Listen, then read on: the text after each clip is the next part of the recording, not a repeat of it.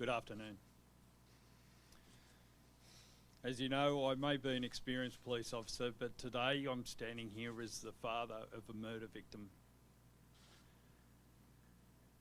We are just distraught. This has really torn two families apart. Our son Lucas was having the time of his life travelling the world. He met a beautiful young lady and they teamed up. They were a great pair and they fell in love. We were overjoyed for Lucas. He came to Canada and he planned a trip in a van with China. We'd been talking about it. We'd been discussing his trip. And he communicated with us as they were leaving. What happened after that? Time will tell, I guess. We are hopeful of a positive outcome, and obviously we're appealing along with the RMCP for anyone to contact who may have any information whatsoever. However little, please contact the police. I'll take questions. When was the last time you spoke to him? There are some difficulties with the dates because of the time differences between Australia and Canada, but we were in contact within hours of him leaving on this trip. Can you tell us a little bit more about your son and his relationship with his girlfriend and kind of what they brought into each other's lives?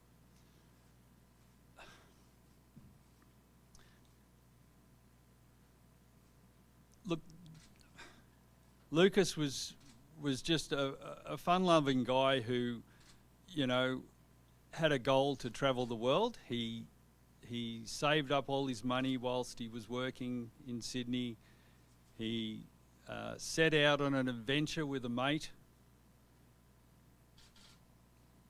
Along that tour, he met China, and they became an inseparable pair. You know, it's a love story that's ended tragically. It really is. It's the worst ever love story, because we now have two young people who had everything ahead of them tragically murdered. Mr. Fowler, you've brought some colleagues with you to BC. Wondering if you can just speak to the capacity that they are here with you and your family, and how they are taking part in the investigation of that. I'm very grateful to the Commissioner of New South Wales Police. The police and the Australian government have bent over backwards for my family and I. They have provided me with support, and part of that support that was offered was the services of two of our detectives to act as liaison between the family and the RMCP.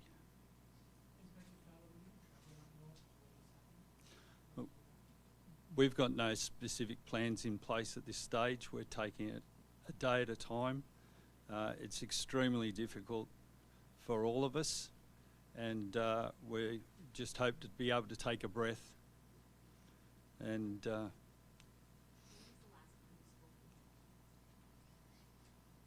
as I say, we were in communication. Because of where he was, we were using services available at the time, but within hours of him leaving on this trip with China. Sir, are you satisfied with the investigation? I know there's been a lot of speculation, but look, as an experienced police officer, I know how these investigations go. My family and I are more than satisfied with the resources of the RMCP that they're putting into this, And I can tell you, I am more than confident in the commitment of all the officers who are working on this case. Fowler, if you feel comfortable speaking to it, you kind of addressed it when you first got to the podium, but you're used to doing what we were seeing Sergeant doing in New South Wales. How surreal is it for you to be sort of on the other side of this tragic situation here in Canada? Look, as a police officer, you work with families all the time, and you get a feel for the lay of the land, as you see, but nothing prepares me. Nothing prepares my family for what we are going through now. Be able to take one last question. How concerned were you when you heard about the other incident